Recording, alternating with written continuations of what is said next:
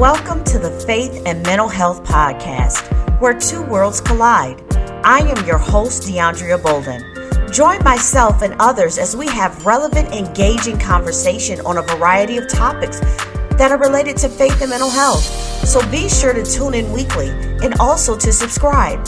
Did you know that you can listen to this podcast on all major podcast platforms such as Apple, Google, and even Stitcher? You can even catch this podcast on my YouTube channel. As a listener, please know that we want to hear from you, and we hope that you would reach out with feedback, suggestions, and even ideas for guests and topics that you would like for us to include. Oh, do you mind helping me out by simply sharing this podcast with others? Thank you, and I hope you enjoy today's episode. God bless.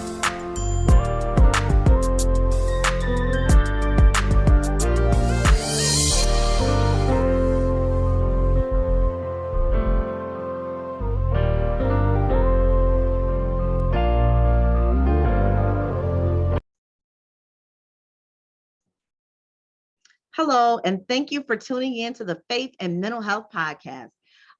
Today, I have a very special guest. I'm really excited to have her on.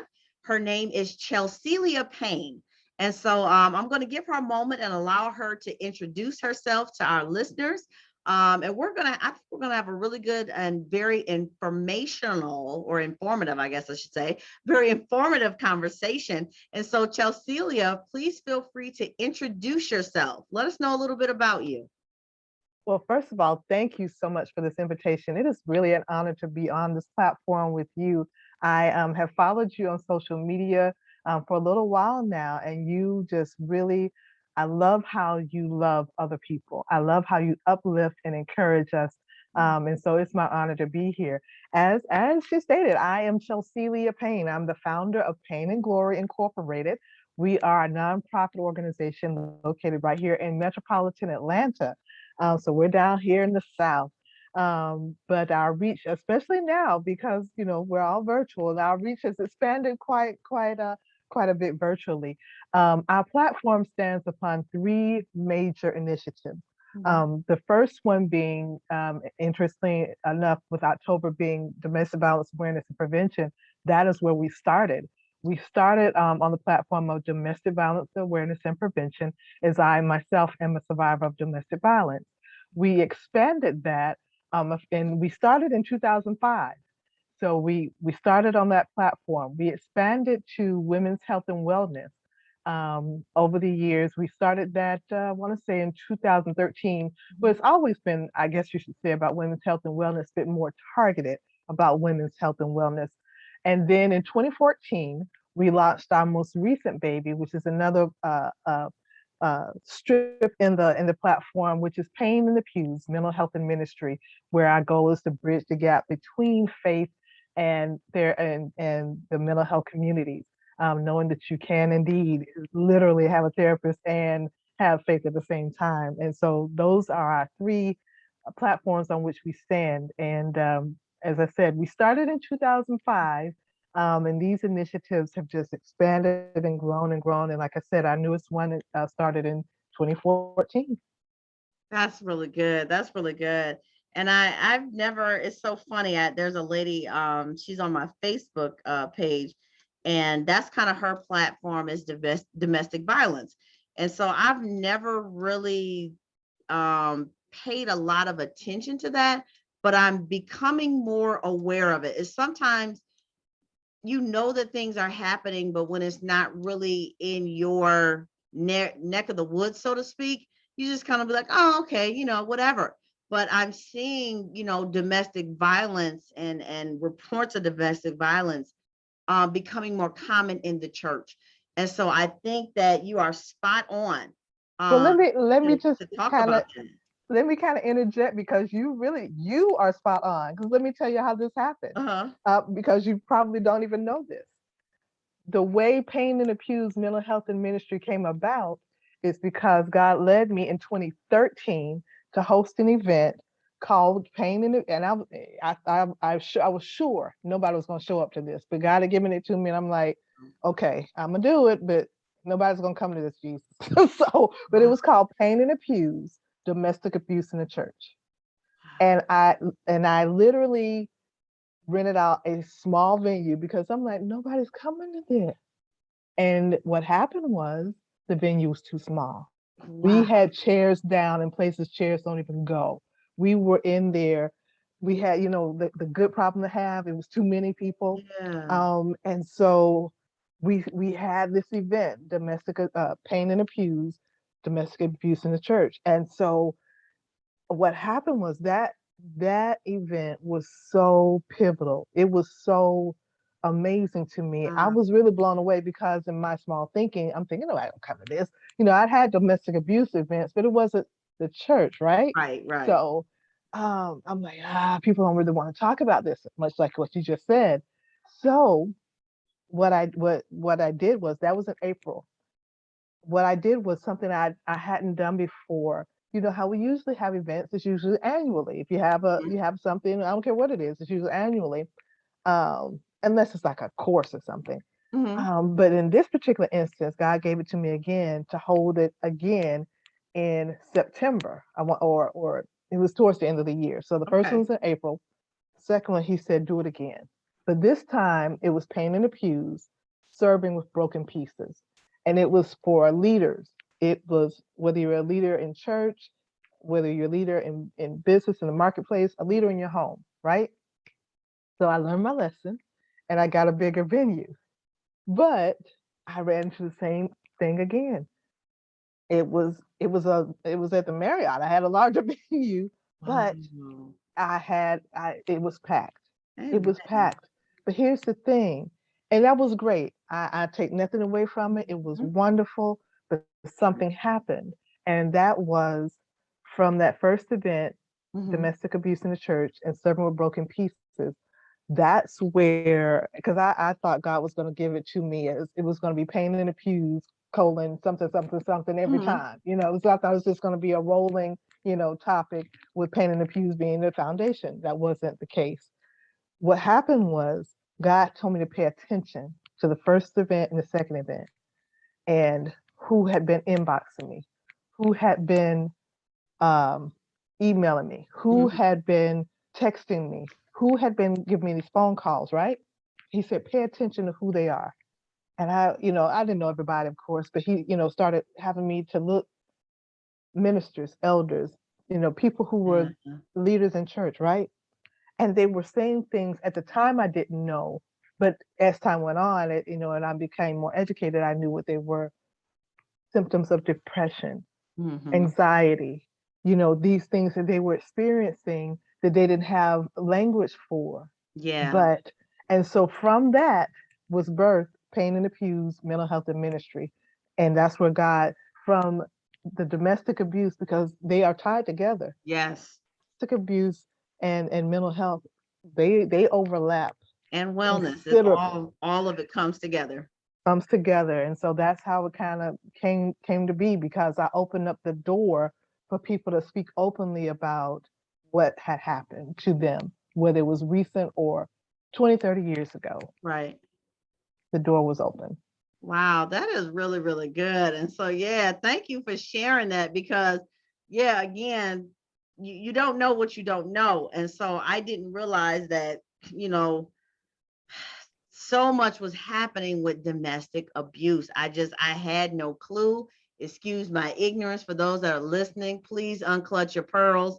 Nobody knows everything but God. And so that's just not something that really been on my radar. Now, however, under the umbrella of mental health, yes, very aware Yeah. because where there's domestic violence, there's always mental health issues. There may also be substance abuse, alcoholism and all type of traumas and triggers and things going on.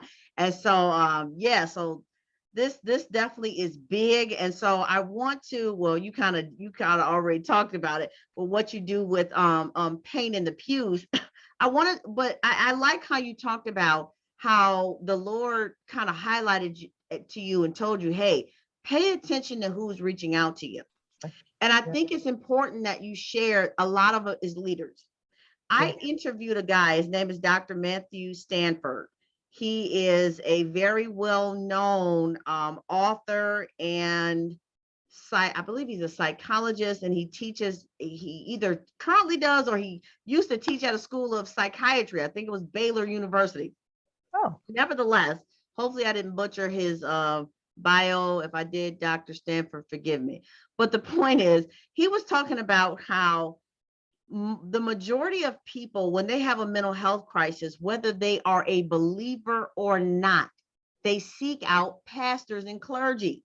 So it's so important that we are able to address mental health issues. However, a lot of leaders are even more apprehensive to get help because they're feel embarrassment, shame. Nothing's supposed to be wrong with me. I'm a leader. This can't be happening to me. I'm anointed. God is using me. Nope, nope, nope, nope, nope. This is just the trick of the truck of the enemy. You know how we talk. This is just spiritual warfare. that's it. I gotta go into battle against the enemy and take what he stole. And we don't know how to sometimes just be practical. And Come on that's now. where I get in trouble a lot of times, because folks get mad at me. And I've had people get mad. I'm like, there's nothing wrong with having faith for God to help you on your journey. Like me, I've been on a weight loss journey, and I've been, kind of telling people, I think at this point I've lost about 30 pounds or so. And I'm Nice. like, there's nothing wrong with praying and trusting God to help you, but just to simply lay out before the Lord for hours praying for weight loss without saying, let me look at my diet and exercise more. Now, Sometimes we miss the practical side of things in the church. And a lot of people are missing the wholeness and the healing they could have because they just won't make a phone call and book a therapist. They that is won't so make a true. they won't make a phone call and say, you know what, I need some help. Some things are out of place. This is over I'm drowning emotionally. I'm drowning mentally. I'm drowning psychologically. I need help. I'm burnt out. I'm overwhelmed. And so sometimes it can be pride with us. It can be the pride of fear of what people will think or what other people will say, fear of people thinking that you're not anointed, or fear of feeling that you're not good enough. And so I want you to talk a little bit about that, because we want to break that shame and let people know at the end of the day, you are a human being. Human Take the being. title away, take what you do for ministry away, and realize you cannot do anything at your best if you're not your best. You You have cannot. to be at your best to give your best as a spouse, as a parent, as a ministry gift, whatever it is you do. So I want you to go back. I know I got a little wordy, saints, but I want you to go back and I want you to really revisit that, and let's really talk about that. And even if you have some resources, so we can help leaders feel more comfortable in realizing you are human and you need help just like anybody else. If your blood pressure is high, that doesn't make you less anointed. If Exactly. if your sugar is low, that don't mean God is not using you. It just means something is out of whack in your body and you need to get help to help regulate it. And so Absolutely. sometimes we have to have the same mindset with our mental health. So go ahead. I want you to talk a little bit more about the piece about leaders as you do in Absolutely. Payne in the Pews.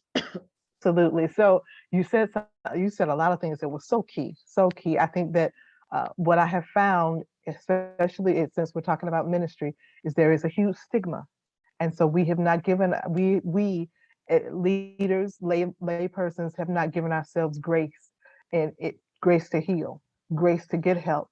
There's such a stigma there. And in all transparency, when I held my very first Pain in the Pews conference, very first one, I was so excited, so happy.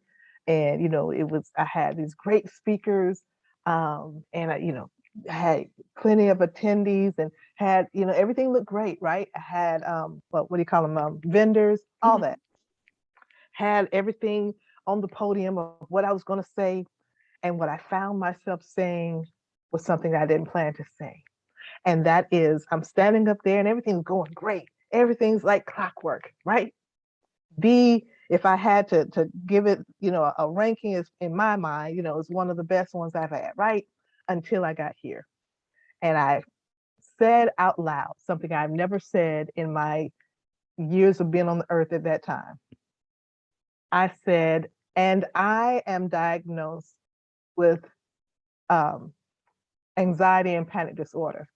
And immediately, the shame and the flood of embarrassment, because I never said that out loud to anyone other than those who were closest to me, um, or someone who had maybe seen me have a panic attack, right? Mm-hmm.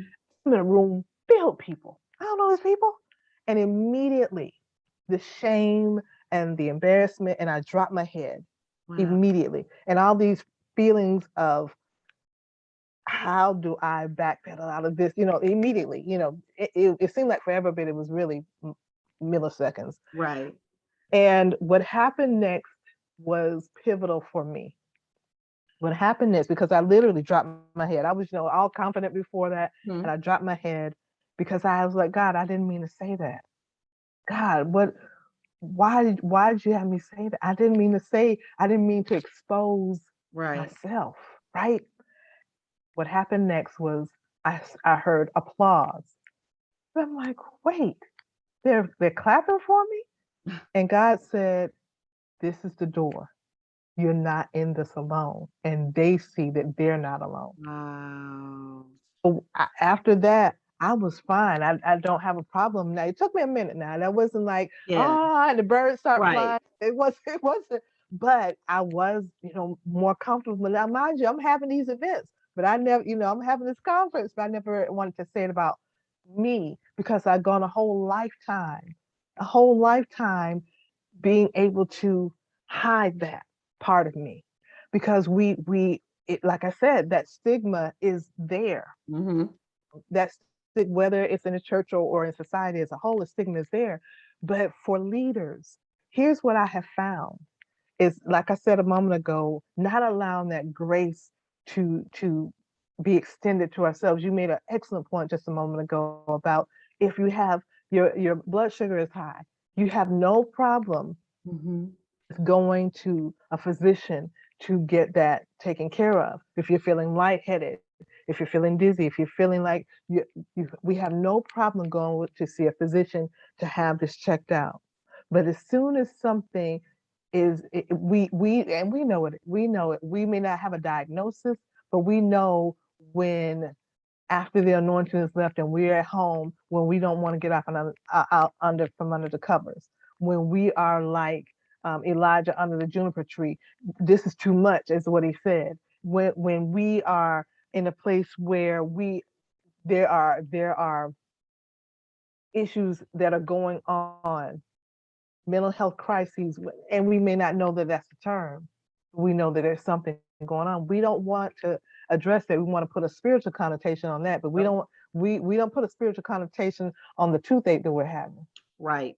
We don't do that. And so a lot of, just because you're called into ministry and you're anointed does not negate the fact that maybe there's some trauma in your childhood. It could be a chemical imbalance. Yeah. There could have all these things which lend to the anointing that's on your life. But if we sit back and don't allow help and healing and try to ascribe only a spiritual connotation to it, it's hindering our growth. And so I gave an example. I've given this example a few times because a lot of times I've heard, people say, I've heard people who have had a mental health crisis at church. Mm-hmm. I've heard this several times while doing Payne in the Pews. I've heard this several times from people who have had the same experience. It's like press and rewind, where they've been in church and they've been prayed for, and people are trying to cast out something they're calling it something that it's not, or Mm-hmm. either trying to pray against a person and not whatever their crisis is. And so I give the example often. If someone comes over, if you're in a store and someone comes over the intercom and says, Janice, come to the front, come to customer service. Janice, come to the front of to customer service. We have something for you here to customer service. Well, if your name is Janice, you're not coming. You're Mm-hmm. not coming. And so same thing in the spirit. If you're not calling the right name, it's not moving. Right. So, I think what I have found is that in leadership in church, let me back up. You asked me about Payne and the Pews and some of the things that we do. Some of the things that we offer is we do mental health first aid training where That's people can good. get certified, where leaders can be certified. So it's kind of pretty much like first aid is. If you see this, this is what you do. If Are you you see the this, one that do you I teach, am or not. is it somebody through your organization then? Yes, Okay. yes, yes. And so we offer that. Good. What, of course, in 2020 we weren't. Well, our last one was in person was the beginning of 2020, but and so Yeah. we're getting ready to do that again. We Okay. also, but we also every week we have every Monday night we have our Pain in the Pews broadcast that comes on Facebook and YouTube, where we have um, ministry leaders as well as mental health professionals as well as those who are in recovery come on. We have different things that we offer because there has to be an outlet. And what I have found is interesting in a few instances, more than a few instances, I have found that for whatever reason, and I don't question it, pastors and elders and leaders have felt comfortable coming to me, not in public. You're not going to see it on Privately. Facebook in a Yeah. post. Right. You don't see that. But, asking for help, asking for referrals, asking for, I don't know what to do. My members is going through this. Can you refer someone from me? And I appreciate that because what I have found, and this is not me saying this. This is from a pastor I heard that sometimes it's easier to not go to peers than it's easier to ask someone who you don't really know Yeah. because your peers, you don't want to appear as word you used earlier as weak Week. or not anointed. So they find it easier to come to someone who's already talking about it and who Yeah. doesn't really know them. Very true. Very true. And so I think that's a good thing. Now, do you offer referrals? Because I get people always reaching out to me to referrals, and I typically send everyone to Faith Solutions to Mental Health. But if you do have a referral list of therapists, please feel free to share that so we can get that out there. And like I said, I want to add some things um, that you offer and listed on the website and things like that. But I want to, while we're on here, I want to talk about this book that you released. I've heard through the grapevine. Okay, you told me you the grapevine. I'm the I want, grapevine. I want to talk about your book. I want you to let us know what is the title, what is this book about, who is it for, where can we get it? Let's talk about this book. Excellent. I'm glad to. So the book is there's no health without mental health. And I am part of an anthology. I'm actually one of the 9 authors. It's backwards, right here. Okay. Uh, and this book is an account of our stories, our personal journeys. It's not very thick. So it's not a long read, but it definitely is a powerful one. And Good. so I'm chapter 3, and my chapter is entitled Breathe. And it's entitled Breathe for a reason. Mhm. There's a reason behind Breathe. And so it is available. I can send a signed copy to you. You can just go to our website, which is Payne and Glory, just like my last name, not the I, Payne, payneandglory.com. And again, there's no health without mental health. It is a powerful read. It also in the book gives references and resources as well. So every Good. chapter has references and resources in the book. And so that was my very first book and that was in 2020 last year. Mhm. And it was interesting to write because no one had really asked me. No one had really asked me the questions that the writing coach was asking. And so and she told me there were going to be times where you're going to be like, "Woo, wait a minute, oh, Mhm. this is painful." And true enough, the tears were shed, but it was so worth it. And that's all, in here. You'll see just Good. a snippet. It gives a snippet of my journey. Awesome. That is awesome. So people can get that on your website. You said that's Payne, Payne, and glory.com. You So got it. definitely, I want you guys to look into that. I'm going to be adding that to the Faith and Mental Health website. I'm going to add that. So I just need you to send me a picture of the cover and a link, and I can get that up later today as a resource for people. A book for relating to faith and mental health. And so I think that I applaud you for being open enough to share your testimony and share your story, because I think a lot of people kind of, because we live in a society where there's always information out there, we almost kind of think like, oh, okay, somebody's telling their story. No, someone's telling their story. Yeah, You're naked before the world. When you're telling absolutely. your story, you're uncovering yourself in a sense. Like you're being very transparent, and it takes a level of vulnerability. And so I applaud you Thank you. for taking the time to do that. And so what I want you to do before we get off here, I want you to share any references or resources you have, and then I want you to let people know how they can find you, so that they can know about the next Payne in the Pews event, so they can know about any upcoming. I think you said you do the events on Monday. How can people get plugged into what you're doing? What resources are available? How can they contact you? All that type of stuff. So let people know. Absolutely. And just one quick thing. One thing Yeah, you said that made me think. You asked me who is this book for. yeah. Um, it definitely is for people who who have or may have any kind of mental health challenge, but it Mhm. really is a great resource for anyone who has a loved one. If you are a loved one of a Wow, person who has a mental health challenge, you might not know that this is what they're experiencing because that's they're good. not feeling comfortable enough to tell you. You know, the stories in here about, you know, the woman who is molested, and you know, she gets to tell her story. You get to hear about me and breathe. So you get to hear the other side, because sometimes it's hard to articulate to our family members and loved ones, but in here it kind of gives you an insight.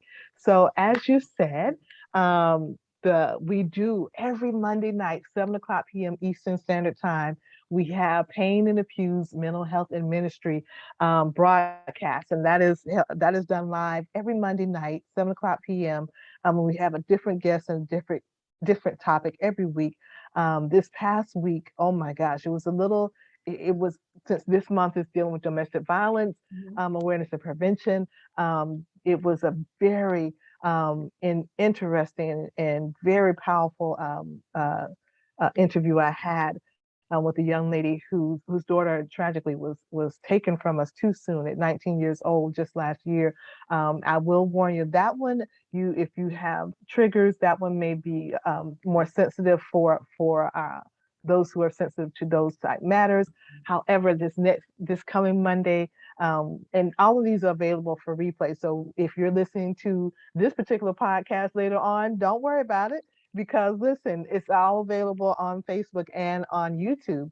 And so we do that every Monday night. And this coming week, we will also round out Domestic Violence Awareness Month.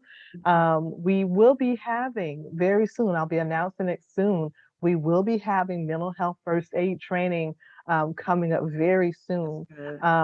And so we will be having that. I'm going to see about having it virtually, because I know that some I was people, going to ask that. Yes. yes, I do know that is something that would be very beneficial for so many reasons, for so many people. That is one of the things we're working on. As well as, you know, you can go to our website for any of the upcoming events. We're actually adding, you asked about resources. We're adding resources to our site. Actually, this week, interestingly enough that you asked that, because we have a whole list um, of resources. However, if people are interested in just if they know, okay, I need this, then of course, NAMI.org, NAMI.org is an excellent resource. Psychology Today, excellent resource. Just go, those off the top of my head are two great resources. I say Psychology Today because if you're looking for a physician, a mental health clinician, that would be a great place to look. Mhm. If you're looking for resources, whether you're a caregiver or a person who is experiencing a mental health crisis, NAMI.org is an excellent place to go. Awesome, awesome, awesome. Thank you, thank you, thank you. And yeah, NAMI, yeah, I have that. I believe I have their crisis hotline and stuff on the footer of the Faith and Mental Health website. And so, yeah, I have that. I have a very long list of resources, and I'm always adding to it. And so I want to say thank you, Chelsealya. See, I got it right, for being my guest. I'm honored to have you. I've learned a lot more about you and a lot more about what you do. And so I'm excited about who you are and what you do. I celebrate you. And so I want to say thank you to the listeners. Please, please, please check her out. Go to her website, get the book, attend the event, see what she has going on. I think she has a lot that could be very beneficial, especially to leaders and ministry teams and different things like that. And I've seen some of her flyers. She always has a good lineup, usually is a mixture of clergy and mental health professionals. So please check it out, check it out. And so this has been a great and very informative podcast interview. And so again, thank you for being my guest, and thank you to those that were tuning in, and God bless you.